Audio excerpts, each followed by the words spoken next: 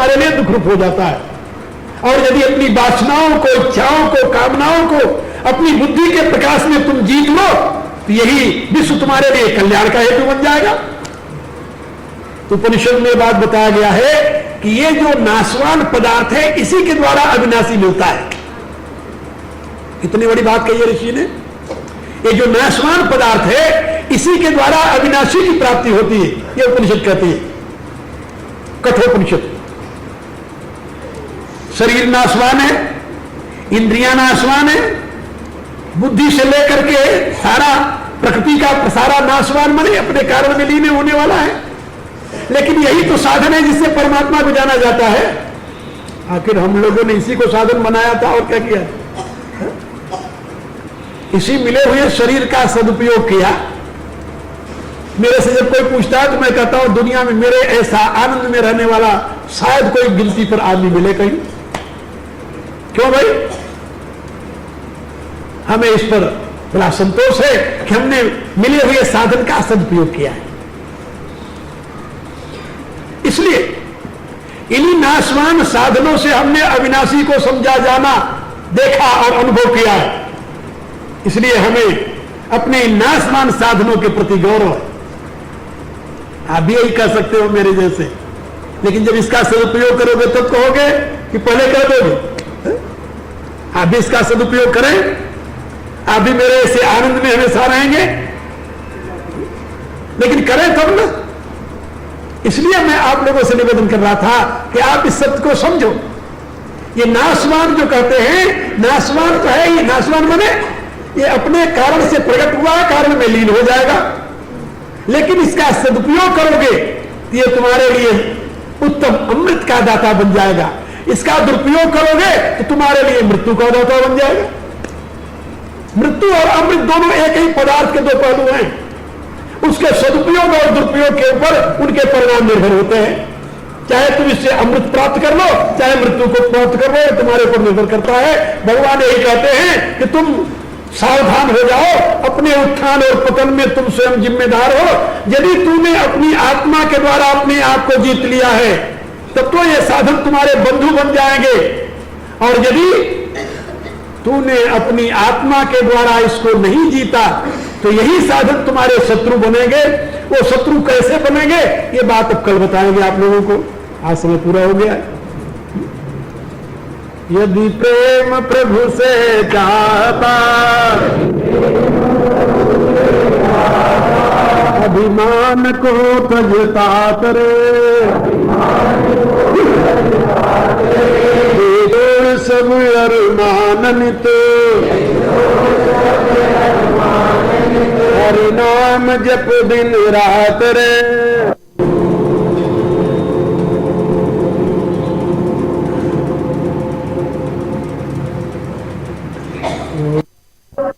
परावर रूप में मेरी प्रियात्मा करुणानिधान भगवान श्री राम की करुणा आप सभी के लिए सदैव कल्याणकारिणी हो, तो मेरी मंगल कामना।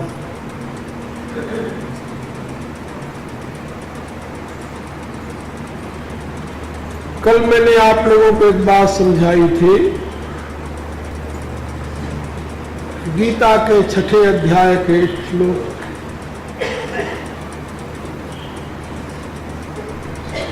बंधुरात्मा मनस्तस्य एन आत्मानं आत्मना जितः।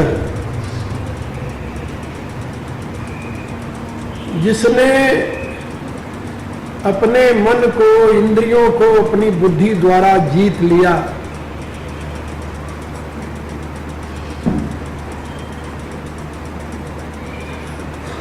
उसका मन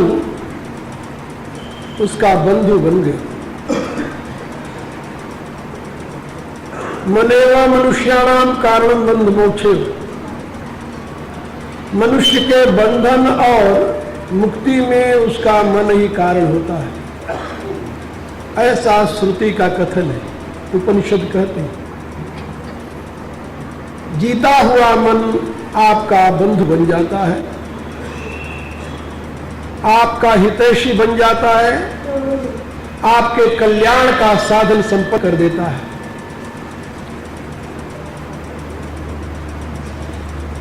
लेकिन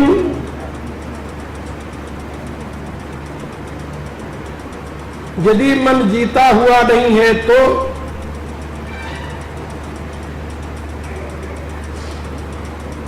फिर भगवान कहते हैं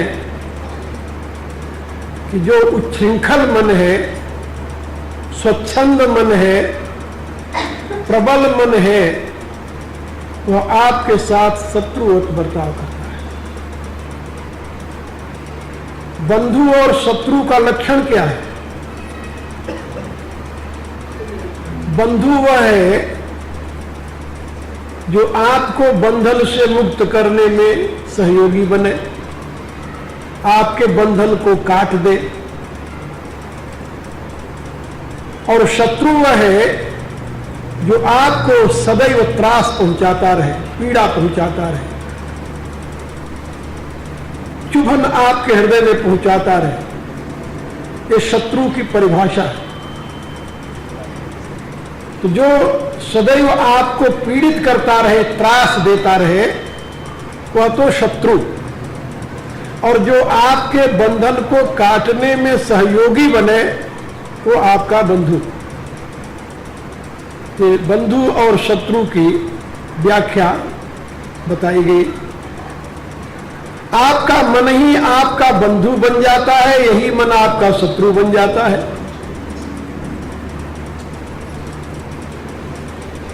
अनात्मनस्तु शत्रुत्वे वर्तेत आत्मानं शत्रुवत्।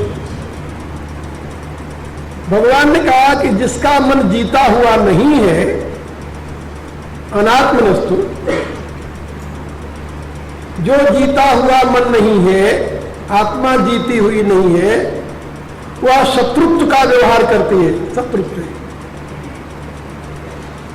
वर्तेत आत्मानं शत्रुवत्। वही आपका मन आपके साथ शत्रु जैसा व्यवहार करने लगता है। यानी प्रत्येक क्षण आपको एक पीड़ा, एक संताप, एक चुभन उत्पन्न करने लगता है। आप लोगों ने सुना होगा, मन के हारे हार है, मन के जीते जीत। नीति शास्त्र में बताया गया कि जिसने अपने मन को जीत लिया, उसने विश्व पर विजय प्राप्त कर ली। और जो अपने मन को नहीं जीता, वो सारी दुनिया को जीत करके भी हारा हुआ आदमी है। इसलिए हमेशा अपने को ऊपर उठाने के लिए, अपने उद्धार के लिए सबसे पहले तुम अपने मन को जीतो। मन की हर एक बात नहीं माननी चाहिए। मन ने कहा कि ये वस्तु हमें चाहिए, तो पूछ लो, थोड़ा कष्ट करो, भाई क्यों चाहिए तुम्हें, किस लिए चाहिए। मन के पीछे दौड़ोगे तो मन का तो कहीं अंत नहीं है, कहीं अंत नहीं है। कभी कोई ऐसा इस सृष्टि में व्यक्ति नहीं हुआ जिसकी सारी कामनाएं पूर्ण हुई हो। कोई व्यक्ति नहीं। वैदिक काल से लेकर के अब तक का इतिहास और उस इतिहास में होने वाले बड़े बड़े महापुरुष, बड़े बड़े योद्धा, वीर, बड़े बड़े विद्वान और बुद्धिमान, उनकी जीवनी पढ़ने से ज्ञात हुआ है कि अभी तक कोई सृष्टि में ऐसा व्यक्ति नहीं हुआ जिसकी सारी कामनाएं पूर्ण हुई। कामनाएं पूरी नहीं होती, कामनाओं का त्याग किया जाता है, कामनाओं को कंट्रोल किया जाता है। पूरी नहीं होती किसी की। और कोई ऐसा व्यक्ति भी नहीं हुआ जिसकी कोई न कोई कामना न पूरी हुई हो। थोड़ी बहुत कामनाएं तो सबकी पूरी हो जाती है। हमारा उसमें एक कथन है कि जो तुम्हारी कामनाएं तुम्हारे लिए उपयोगी हो, तुम्हारे उत्थान में हेतु होती हो, तुम्हारे उद्धार में सहायक होती हो, उनको पूर्ण करने की कोशिश करो। और उसके लिए परमात्मा से प्रार्थना करो। लेकिन जो कामनाएं तुम्हें डुबोती है, तुम्हारे पतन भी हेतु होती है, उनके लिए चेष्टा मत करो और उनके लिए प्रभु से प्रार्थना भी मत करो। ये याद रखो, प्रभु तुम्हारी वही प्रार्थना सुनेंगे जो तुम्हारे लिए उपयोगी हो। कभी कभी मनुष्य ये जानता है, देखता है, हमने बहुत उपासना की भगवान की, लेकिन मेरा ये काम भगवान ने नहीं होने दिया। वो ये नहीं जानता कि इस काम के पीछे हो सकता है कोई मेरे लिए घातक तत्व रहा हो, भगवान ने हमारी रक्षा कर दी हो। पुराण में एक कथा मैंने पढ़ी, पुराण की कथा, उदाहरण पुराणों के बहुत ही उपयोगी हैं और बहुत ही मनुष्य के लिए प्रेरणादायक होते हैं। एक राजा का मंत्री था, कोई घटना होती थी तो वो कहता था कि राजन ये प्रभु का प्रसाद है। हर बात पर यही कहता कि ये प्रभु की कृपा का प्रसाद है। एक दिन राजा उस मंत्री के साथ गया था शिकार खेलने, और शेर का शिकार करने के लिए पहले राजा लोग शेर के आमने सामने लड़कर शिकार करते थे, तलवार से मारते थे, धोखे से नहीं मारते थे, और न तो बंदूक से मारते थे। वीर राजा शेर से लड़ते थे। तो जब वो शेर सामने से उसके ऊपर आया गरजता हुआ, जल्दी उसने तलवार निकाला तो उसका अंगूठा कट गया राजा का। शेर को तो मार दिया उसने, लेकिन अंगूठा उसका कट गया। अंगूठा कटने के पश्चात उसने मंत्री से कहा, मंत्री ने कहा कि भगवान की बड़ी कृपा है, भगवान की बड़ी कृपा हुई राजन, ये दुख की बात नहीं है। राजा को बड़ा बुरा लगा कि मेरा अंगूठा कट गया, मैं अंग भंग हो गया, और ये कहता है भगवान की बड़ी कृपा है। बड़ा क्रोध आया उसे और उसने मंत्री को निष्कासित कर दिया। अब निष्कासित करने के पश्चात क्या हुआ, एक दिन वो राजा फिर शिकार खेलने गया, शिकार का शौकीन था, और जाकर के उसकी सेना तो पीछे रह गई और वो घोड़े पर सवार था, कहीं दूर भटक करके निकल गया। वहां जंगल में किरात लोग रहते थे और वो काली की पूजा करते थे। उनको एक किसी ऐसे पुरुष की जरूरत थी काली का बलिदान देने के लिए जो मिल जाए। अब उनको राजा मिल गया, राजा मिल गया तो बड़े खुश हुए। चारों तरफ से किरातों ने घेर लिया। वो अकेले राजा क्या करता, पकड़ करके ले गए काली की पूजा के लिए। उसे काली की पूजा के लिए जब ले गए तो वहां पर उसको स्नान कराया, उसका पूजन होने लगा। तभी तो काटते हैं ना, पहले पूजा वूजा करके तब काटते हैं। जब उसे पशु की तरह ऐसे बैठाया राजा को, अब राजा देख रहा है क्या करे, तो असहाय है। जब बैठाया तब पुजारी की दृष्टि पड़ गई उसके अंगूठे पर। उसने कहा ठहरो ठहरो। कहा क्या हुआ? कहा ये काली मां स्वीकार नहीं करेगी। कहा क्यों? कहा ये तो अंगहीन है, अंगहीन है, इसको मत मारो। काली से स्वीकार नहीं करेगी क्योंकि बलिदान के लिए तो सर्वांगीण आदमी चाहिए, ये तो अंगहीन है, इसका अंगूठा कटा हुआ है। छोड़ दिया गया राजा। किरातों ने उसे बाहर निकाल दिया, जहां तक जाना था छोड़ा है।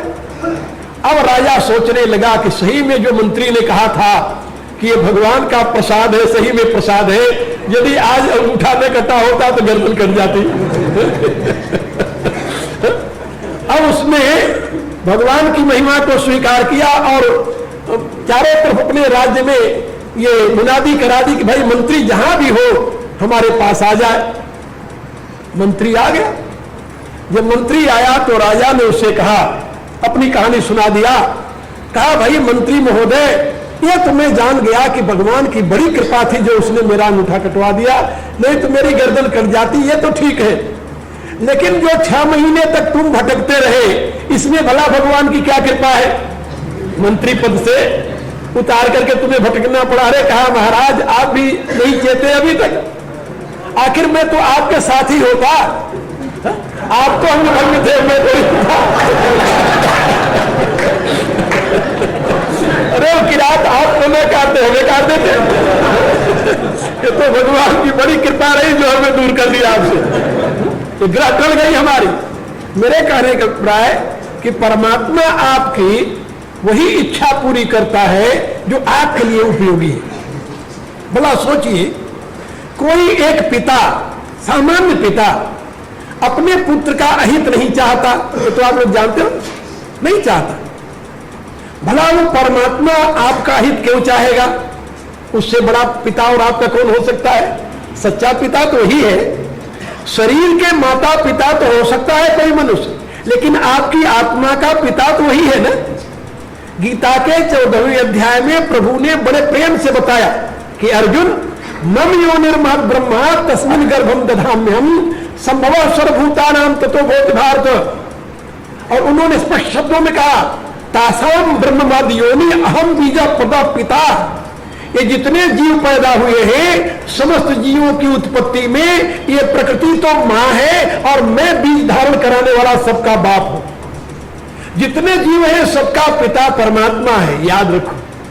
वेद से लेकर के वर्तमान समय के संतों ने यही घोषणा की है कि समस्त जीवों का पिता परमात्मा है, और उस पिता से ज्यादा दयालु, सुहृद, आपका हितैषी, आपका कल्याण चाहने वाला सृष्टि में न कोई पहले हुआ है, न है, न आगे कभी होने वाला है।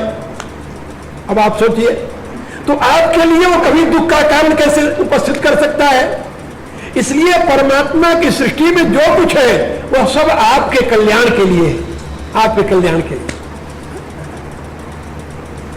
आपको मालूम होना चाहिए, एक बार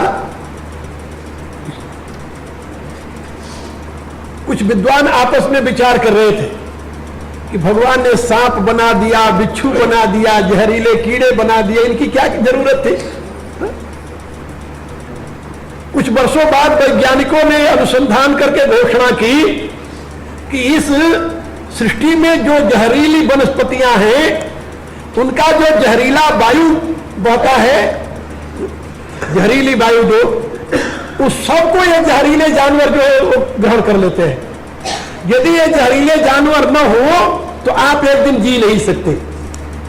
जहरीली वायु के द्वारा आप एक क्षण भी नहीं जी सकते, आप मृत्यु के ग्रास बन जाए। लेकिन ये जितने जहरीले जंतु हैं, ये सब उस जहर को ग्रहण कर लेते हैं और आपके जीने के काबिल बना देते हैं।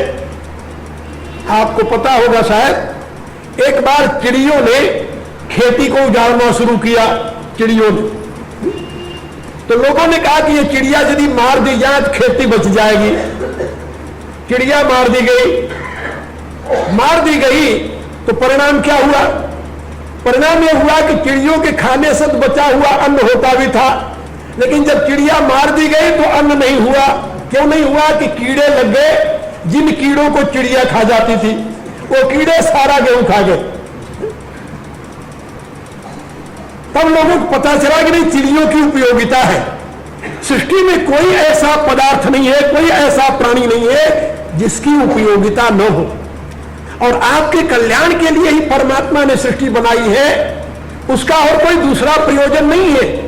जैसे हर एक पिता अपने पुत्र के लिए अच्छा से अच्छा इंतजाम करता है, ऐसे परमात्मा ने आपके लिए बहुत सुंदर व्यवस्था की, सुंदर सा जगत बना दिया। लेकिन इसमें दुख कहां से आ गया? फिर कहा दुख आया आपकी अज्ञानता से। परमात्मा ने पृथ्वी बनाई थी, लेकिन पृथ्वी के ऊपर लकीर तो आपने लगाया कि परमात्मा ने लगा दी? क्या राय है? परमात्मा ने पृथ्वी बनाई ना, पृथ्वी के ऊपर लकीर किसने लगाई? ये मेरा और तेरा किसने कहा? ये आपने किया, आपकी अज्ञानता ने किया। आपने परमात्मा के बनाए हुए पदार्थों के ऊपर अपना सत्ताधिकार जमाना शुरू कर दिया कि मैं भी मालिक हूं। अरे भाई, एक संत हुए हैं भारत में, मुसलमान संत, उनका नाम था रहीम खान खाना, नाम सुना होगा आप लोगों ने। उन्होंने बहुत से दोहे लिखे हैं। तो रहीम खान खाना ने एक दोहा लिखा कि रहीमन नार गरीब की अपनी कहे न कोई। कोई गरीब आदमी है, उसकी शादी यदि हो जाए और उसकी स्त्री आ जाए तो कोई भी कैसा बड़ा आदमी क्यों न हो, लेकिन उस गरीब की स्त्री को भी अपनी स्त्री नहीं कहता। ये नहीं कहता कि मेरी स्त्री है। गरीब की स्त्री को भी अपनी स्त्री नहीं कहता। रहीम खान खाना कह रहे हैं कि रहीमन नारी गरीब की अपनी कहे न को, और प्रभु पत्नी अपनी कहे क्यों न फजीयत हो। लेकिन परमात्मा की पत्नी जो भूमि है, ये भूमि कौन है? सृष्टा लक्ष्मीश्चा पत्नियों। वेद बताता है कि श्री देवी और भूदेवी परमात्मा की दो पत्नियां हैं, परमात्मा की शक्तियां हैं। आप सवेरे उठते हो प्रणाम करते हो ना, समुद्र वसने देवी पर्वत स्थन मंडले विष्णु पत्नी नमस्तुभ्यम पादस्पर्श क्षमस्व में। समुद्र रूपी वस्त्रों को धारण करने वाली, पर्वत रूपी स्थलों से युक्त हे विष्णु की पत्नी भगवती भूमि देवी, मैं आपके ऊपर पांव रख रहा हूं, मेरे अपराध को क्षमा करें। ये हर एक आस्तिक व्यक्ति सवेरे उठते ही प्रार्थना करते हुए भूमि को प्रणाम करता है। और जो इस श्लोक ये नहीं जानते वो भी प्रणाम करते हैं और पृथ्वी मां कहते हैं, पृथ्वी मां। अब पृथ्वी माता क्यों है? कि वो परमात्मा की शक्ति है, उसकी पत्नी है, उसकी वो प्रेयसी है। और इसीलिए जब उस पर भार पड़ता है तो प्रभु को ही पुकारती है कि प्रभु देख लो। तो उसके उद्धार के लिए, उसका भार हल्का करने के लिए वो निराकार से निराकार होकर अवतार लेता है। आप समझे? अब उसके ऊपर आप अपना अधिकार जमा लो कि ये तो मेरा है, इससे बड़ी नासमझी और क्या होगी। तो दुनिया में जितने दुख के साधन हैं वो आपके बनाए हुए हैं, परमात्मा के बनाए हुए नहीं। परमात्मा ने कोई ऐसी वस्तु नहीं बनाई है जिससे मनुष्य को दुख मिले। मनुष्य ने अपनी अज्ञानता से अनेकों प्रकार के दुख के साधनों को जन्म दिया है। और ये किसके द्वारा देता है? मन के द्वारा। मन ही उसका मालिक बन जाता है, वही आगे आगे दौड़ता है।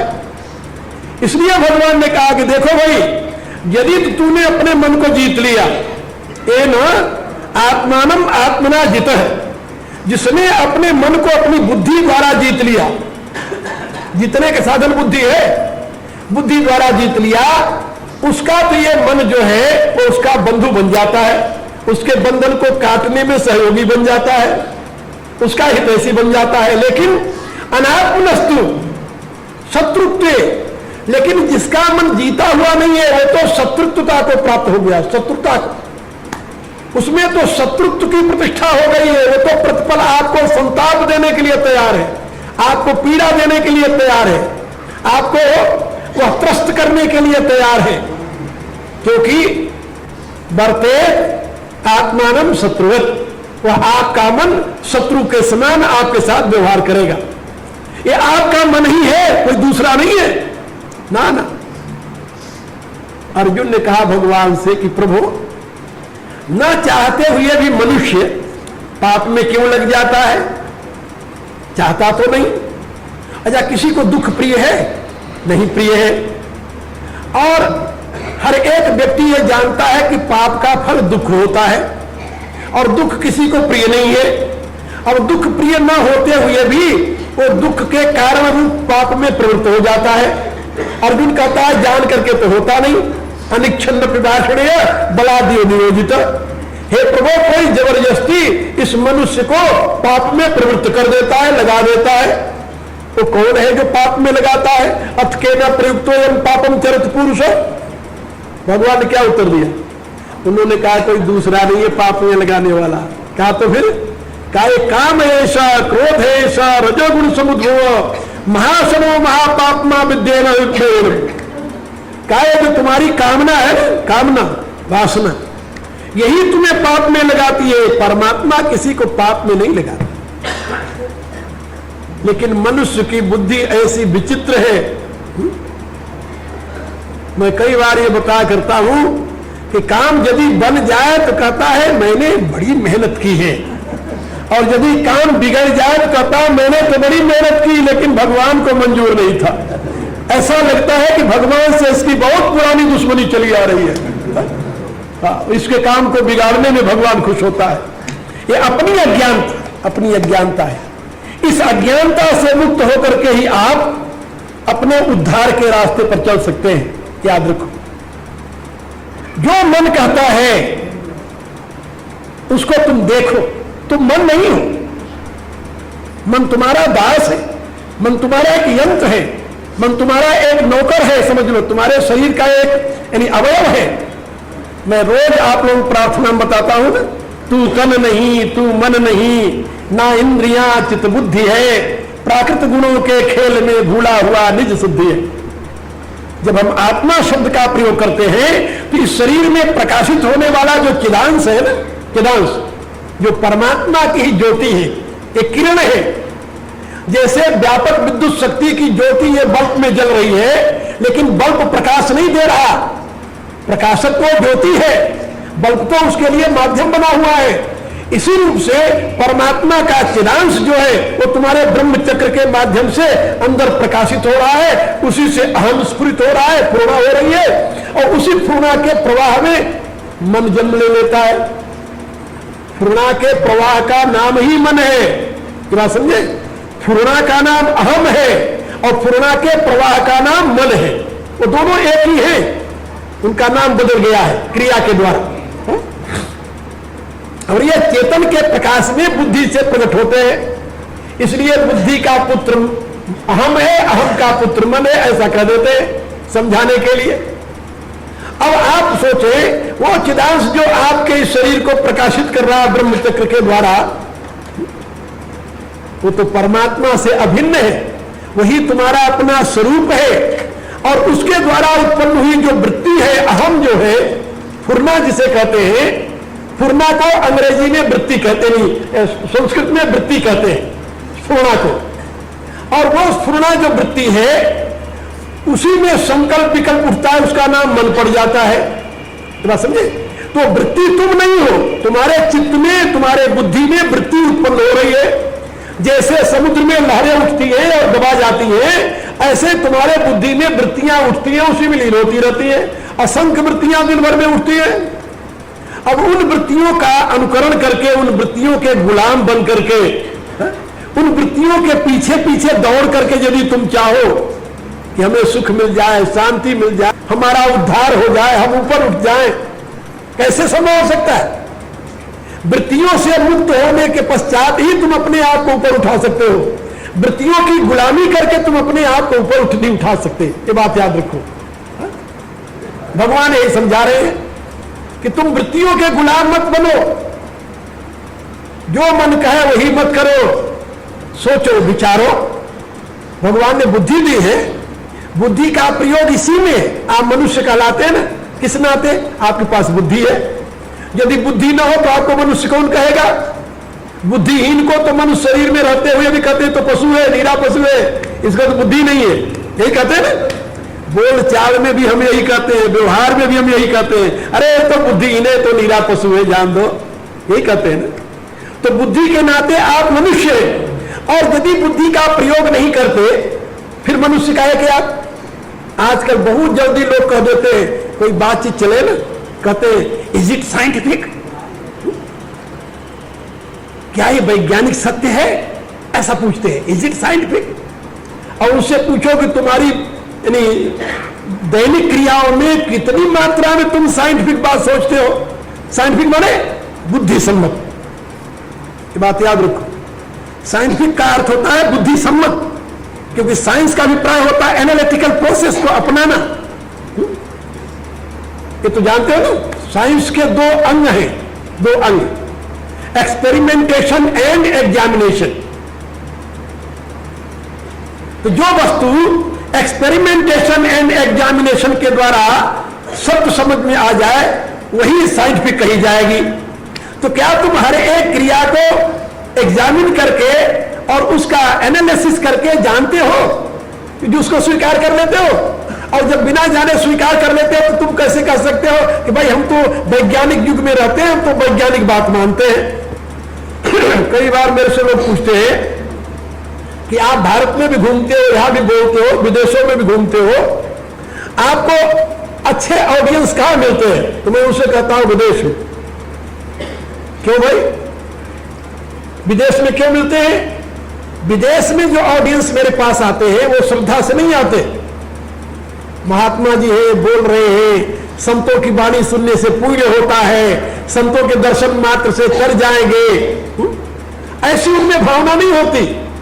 वो तो आते हैं एक विद्वान, एक फिलोसोफर के विचार सुनने, और बात यदि साइंटिफिक है, बुद्धि संगत है, विवेक युक्त है तो स्वीकार करते हैं, और यदि विवेक सम्मत नहीं है तो उस पर वो तर्क करते हैं। तर्क करते हैं तो हमें प्रसन्नता होती है, हम अपने ज्ञान विज्ञान को उनके सामने अभिव्यक्त करते हैं और फिर वो सेटिस्फाई होते हैं। तो हमें अच्छा लगता है क्योंकि हर एक काम में वो बुद्धि का प्रयोग करते हैं, बुद्धि का प्रयोग करते हैं। आजकल जो पश्चिम में बड़े बड़े गिरजाघर बंद हो गए, चर्च जो कहते हैं, हाँ, एक और नहीं सैकड़ों चर्च बंद हो गए। अब तो चर्चों को बेच करके उन लोगों ने वहां पर दुकानें बना ली, अपार्टमेंट बना लिए। पहले चर्च बेचते थे तो बहुत से इंडियन खरीदे, हमने भी 3-4 मंदिर बनाए विदेशों में चर्च खरीद करके। तो बहुत से चर्चों को खरीद करके गुरुद्वारा बने हैं, बहुत से मंदिर बने हैं। अब उन्होंने ट्रेंड बदल दिया कि इनको नहीं देना, तो अब वहां पर दुकानें बन रही हैं, अब वहां पर अपार्टमेंट बन रहे हैं। और बंद क्यों हो गए भाई? इसलिए कि वहां पर लड़के लड़कियां आजकल के युवक जाते नहीं। क्यों नहीं जाते? इसलिए कि उनको वहां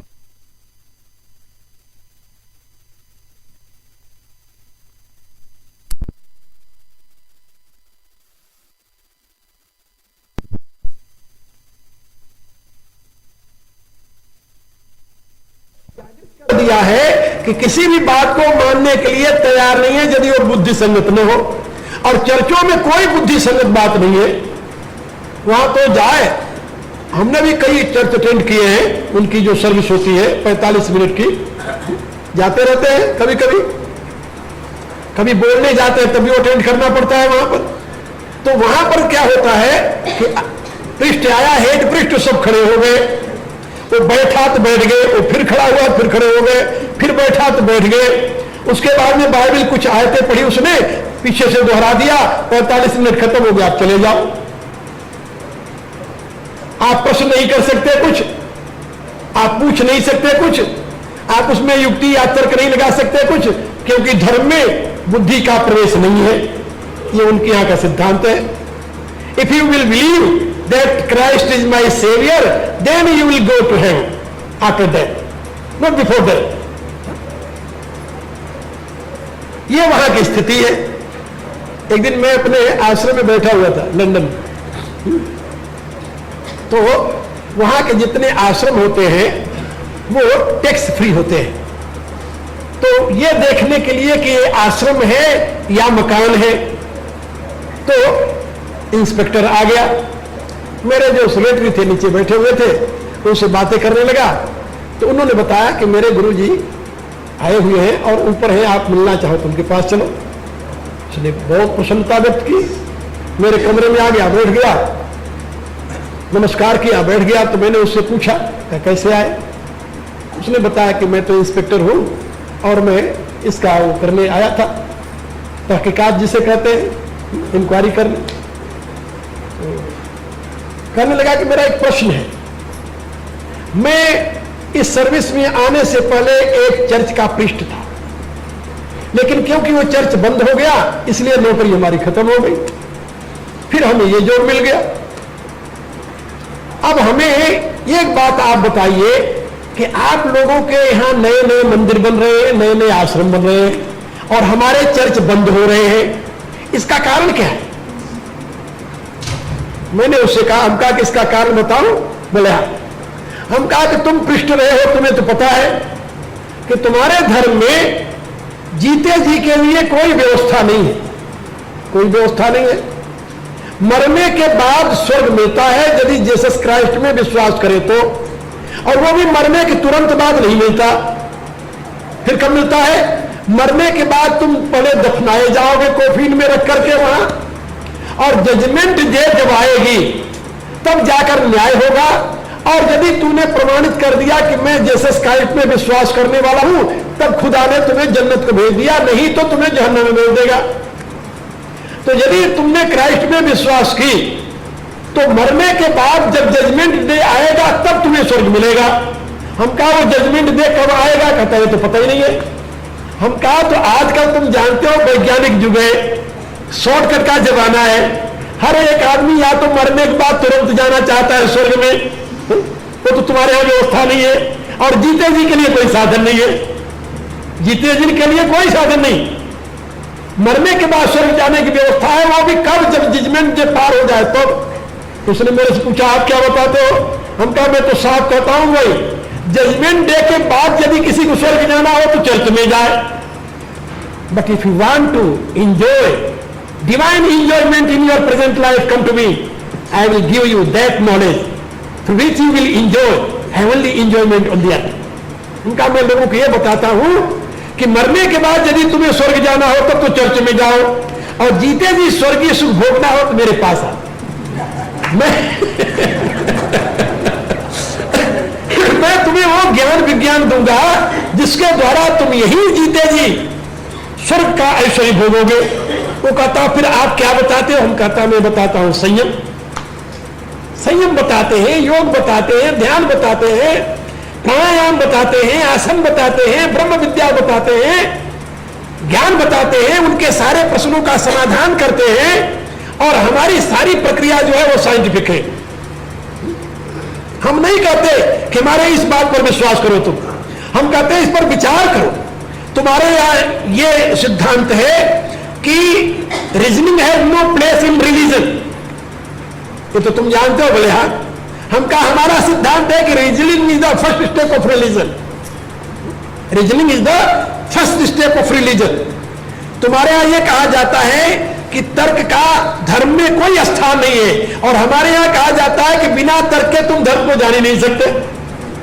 आज से हजारों वर्ष पूर्व मनु महाराज हुए हैं, उन्होंने अपने स्मृति में लिखा है यह तर्के नाम सद्धंते सधर्मम वेदनेत्र, जो तर्क के द्वारा अनुसंधान करेगा वही धर्म को जान पाएगा, दूसरा धर्म को नहीं जान सकता। तुम्हारे यहां एक कथन है कि धर्म में अकल की दखल नहीं है, हमारे यहां एक कथन है कि अकल के प्रकाश में ही धर्म का विकास होता है, का बिल्कुल उल्टी बात है।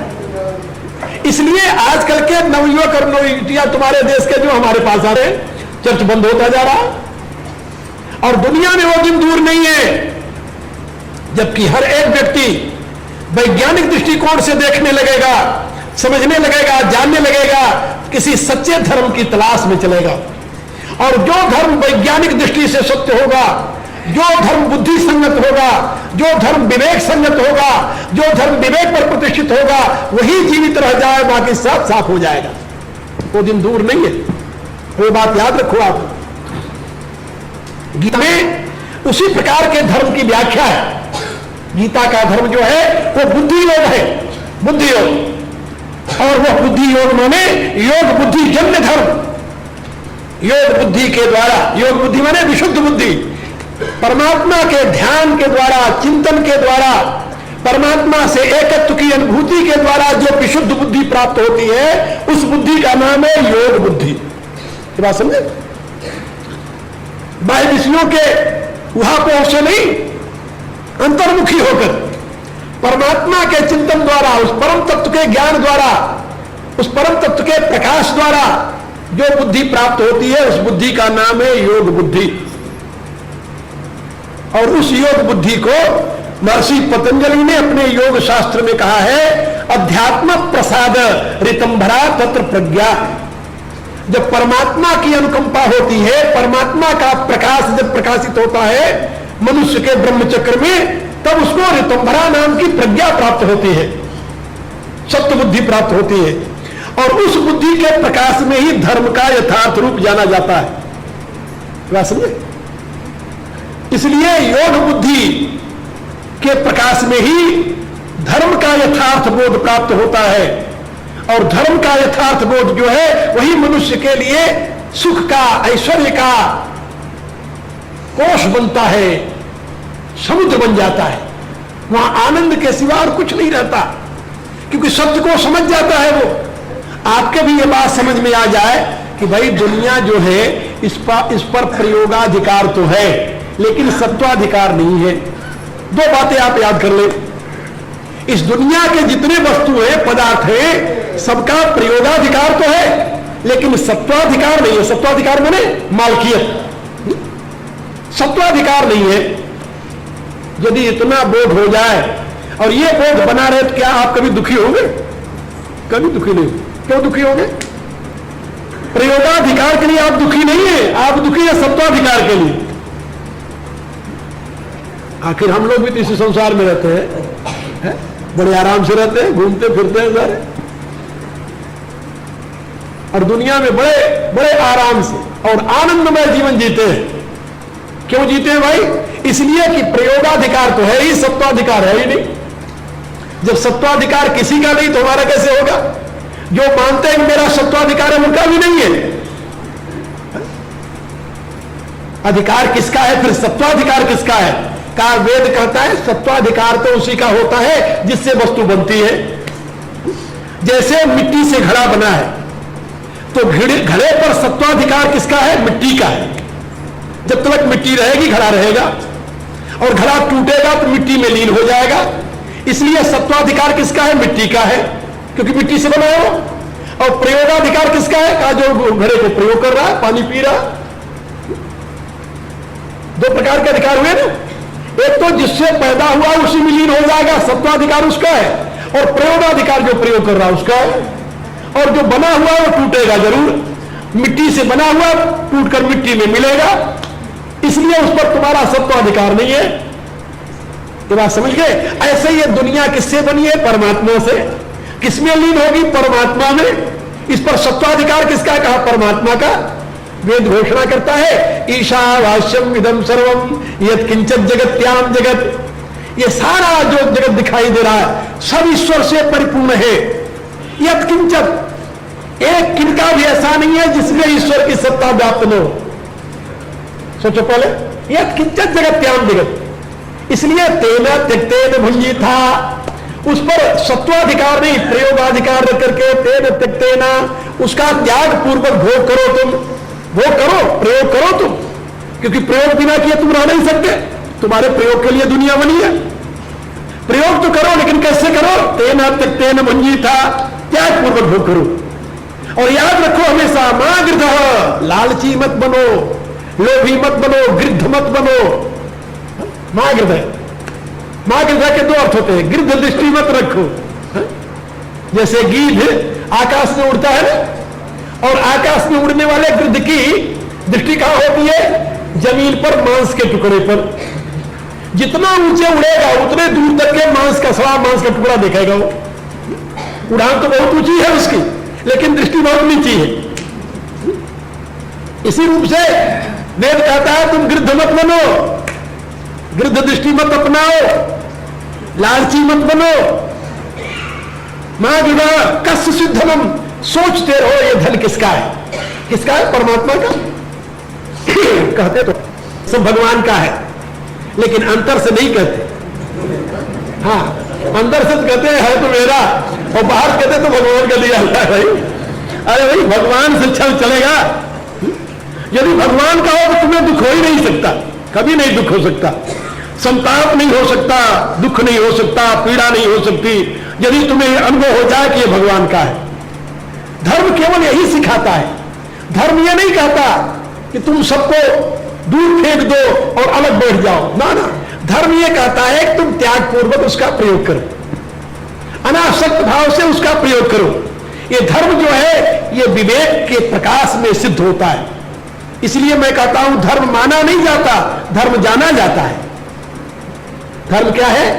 जीवन का प्रवाह, जीवन की विधा। ये धर्म माना नहीं जाता। हम मानते हैं अमुक धर्म के अनुयायी, मानते क्यों भाई? जानते क्यों नहीं?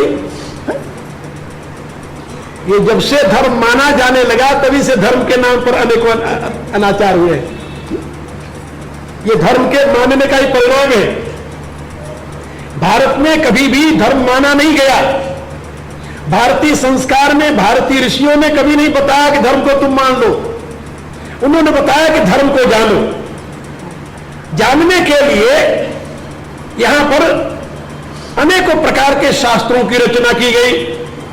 आखिर गीता के प्रारंभ में अर्जुन किस लिए प्रार्थना करता है? धर्म को जानने के लिए, यही ना? कार्पण्य दोषो पहत स्वभाव पृच्छामि त्वाम धर्म सम्मूढ़ चेता। हे प्रभु, कृपणता रूपी दोष ने मेरे स्वभाव को दबा दिया है और मैं अपने धर्म के विषय में मूढ़ बुद्धि हो गया हूं। इसलिए ये श्रेयस्या नित्यम ब्रूहितम में जो मेरे लिए कल्याण कर हो वह मुझे बताइए। शिष्यस्ते हम साधिमाम त्वाम प्रपन्नम, मैं आपका शिष्य हूं, आपकी शरण में हूं। तो किसके लिए प्रार्थना किया? अपने धर्म के विषय में जानने के लिए। और यदि मानने की बात होती तो भगवान कहते जो मैं कह दिया वो मान लो, बस बात खत्म हो गई। भगवान ने कहा नहीं, जानो धर्म। धर्म को जब तुम जानोगे तो धर्म के नाम पर तुम अन्याय नहीं करोगे। याद रखो, जहां धर्म माना जाता है वहीं पर धर्म के नाम पर अत्याचार होते हैं, और जहां धर्म जाना जाता है वहां धर्म के द्वारा मानवता का विकास होता है, मानव सुख और शांति का जीवन जीता है। लेकिन आप क्या करोगे अकेले? आपको हम तो अपने धर्म को जानने की कोशिश करते हैं, दूसरा कहे नहीं मानोगे तो खत्म करेंगे। आप देखे नहीं, भारत में जब से इस्लाम आया तो क्या किया उसने? तलवार की नोक पर मानो या तो मान लो और नहीं तो हा? इधर मानना है इधर मृत्यु है, नहीं मानो तो मृत्यु। और जो नहीं माने उनको कत्ल कर दिया गया, और जो मान लिए बेचारे वो आज यही अपने देश में रहते हुए भी अपने आप को कहते हम तो अल्पसंख्यक हैं। अल्पसंख्यक क्यों है भाई? इसी मिट्टी के तुम संतान हो, इसी देश के पैदा हुए हो, तुम्हारे दादा नहीं परदादा जरूर हिंदू रहे होंगे, तुम कहां से अल्पसंख्यक आ गए? तुम कोई अरब से आए हो? क्या रहा है आप लोग जो अपने आप को अल्पसंख्यक कहते कहीं विदेश से आए क्या? है तो यही क्या? लेकिन नहीं, एक अज्ञानता बस मानने के नाते अपने आप को अल्पसंख्यक घोषित कर रहे हैं।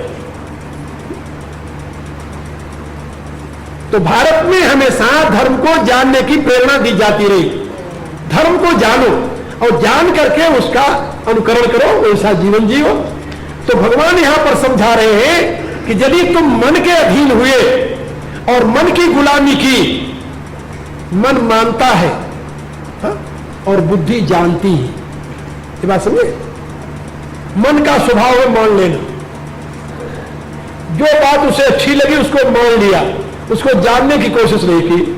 और बुद्धि का स्वभाव है जानना, वो मानती नहीं। बुद्धि का स्वभाव ही जानना है और मन स्वभाव का मानने का आदि है। भगवान कहते हैं यदि तुम मन के अधीन हो गए तब तो तुम मान्यता में पड़ करके अपना विनाश कर लोगे, और यदि तुम बुद्धि के अधीन हुए, बुद्धि ने मन को जीत लिया, तो तुम ज्ञान के प्रकाश में आनंद के भागी होगे। अनात्मनस्तु शत्रुत्वे वर्ते आत्मानम शत्रुवत। भगवान कहते हैं कि यदि तुम्हारा मन जीता नहीं गया तो वही मन तुम्हारे साथ शत्रुता का व्यवहार करने लगेगा, क्योंकि वो मानने का आदी हो जाएगा, और मानने वाला व्यक्ति जो है वो दुखी होता है। 3 प्रकार के जीवन जीने वाले लोग हैं। एक को कहते हैं कि वो तो सिद्ध पुरुष हैं, पुरुष, उनको कहते हैं ज्ञानी। वो ज्ञानी सिद्ध पुरुष है, ज्ञान के प्रकाश में सत्य को जान लिया है, इसलिए वो ज्ञानी है। और दूसरे कौन है? अभी ज्ञानी तो नहीं बने वो, लेकिन किसी गुरु की शरण ले रखी है, साधना में लगे हैं, जानने की कोशिश कर रहे हैं, इसलिए वो ज्ञानी तो नहीं है लेकिन वो गुरुमानी है। कौन है वो? गुरुमानी। गुरु ने जो बताया उसके रास्ते पर चल रहे हो। और तीसरे कौन है? ना ज्ञानी है ना गुरुमानी है, उनको कहते हैं मनमानी। मनमानी, मन ने जो मान लिया वही करना है। तो मनमानी करने वाले तो हमेशा दुखी होते हैं। दुनिया में कोई ऐसा उदाहरण नहीं है जिस व्यक्ति ने मनमानी की हो और उसे सुख मिला हो। आप लोग भी अपने बच्चों को यही कहते हो ना, भाई मनमानी नहीं करना चाहिए, कहते तो हो, लेकिन आप कितना बुद्धिमानी का काम करते हो बताओ पहले उसमें। कितनी बुद्धिमानी आप बरतते हो वहां पर। तो यदि ज्ञानी हो तो बुद्धिमानी है, और बुद्धिमानी नहीं है तो गुरुमानी है, और यदि गुरुमानी नहीं है तो वहां मनमानी होगा। आज जो जनता में हाहाकार मचा हुआ है, ये मनमानी का परिणाम है। उसको कहते हैं मनमुखी, और जो गुरमानी बरते उनको कहते हैं गुरुमुखी। ये जो जीवन की प्रक्रिया है, यदि आपने अपने मन को जीत लिया तो भगवान कहते हैं फिर तो तुम अपना उद्धार कर लोगे। और यदि मन से हार गए, मन को नहीं जीता, तुम्हारा मन जीता हुआ नहीं है, फिर तो तुम्हें दुनिया में दुख से कोई नहीं बचा सकता। भगवान भी आ जाए तब भी नहीं बचा सकता, दूसरे की बात छोड़ दो। एक सज्जन मेरे से कहने लगे, आप ऐसे संत महात्मा हैं फिर भी भारत की दुर्गति हो रही। अरे हमने कहा भले आदमी, हमारी तो बात छोड़ो। भगवान व्यासदेव और भगवान कृष्ण और भगवान परशुराम, ये तो परमात्मा के अवतार मानते हो ना तुम लोग, सभी मानते हैं अपन सनातनी। भगवान कृष्ण, भगवान व्यास और भगवान परशुराम तीनों मौजूद थे जब महाभारत का युद्ध हुआ। तीनों मौजूद थे। क्या कर सके? समझा सके क्या? नहीं समझा। भगवान व्यासदेव एक बार नहीं अनेकों बार समझाए, हालांकि उनके नाती थे वो पौत्र। भगवान व्यासदेव के पुत्र धृतराष्ट्र और धृतराष्ट्र के पुत्र थे सारे, और गुरु द्रोणाचार्य के शिष्य थे। तो गुरु की बात छोड़ो, वहां तो भगवान स्वयं बैठे हुए थे। तो तुलसीदास जी ने एक दोहा लिखा कि जो पे खल उपदेश के होते पात्र जहान, तो क्यों न सुयोधन बोध कर आए श्री भगवान। भगवान स्वयं दूत बनकर गए पांडवों, और वहां सभा में कहा कि भाई 5 गांव 5 भाइयों को दे दो तो युद्ध टल जाए। लेकिन दुर्योधन ने क्या कहा? सूचिकाग्रम दातव्यम बिना युद्धे न केशव। हे केशव, हे कृष्ण, सुई के नोक पर जितनी मिट्टी होती है उतनी भी मिट्टी में बिना युद्ध के पांडव को नहीं दे सकता, तो 5 गांव मांग रहे हो। सोचिए पहले तो, जिसको भगवान नहीं समझा सके उसको इंसान क्या समझाएगा। इसलिए जब बुद्धि विपरीत होती है तो कोई किसी की बात समझता नहीं, और धीरे धीरे हम देख रहे हैं कि समाज उसी रास्ते पर बढ़ता चला जा रहा है। महात्मा हैं, विद्वान हैं, समझाने की कोशिश कर रहे हैं, वो अपने प्रयत्न में लगे हैं, लेकिन समाज जिस रास्ते पर जा रहा है वह रास्ता दुखद है। इतना मैं कहूंगा आप लोगों से। समय पूरा हो गया है, कल फिर आपसे चर्चा करेंगे, मिलेंगे तो। लेकिन यह बात मेरी याद रखो कि यदि आपने अपने मन को जीत लिया, मन वासनाओं का समूह है, यदि उसको जीत लिया, मनमानी नहीं की, बुद्धिमानी की या गुरुमानी की, तब तो आप अपना उद्धार कर लेंगे।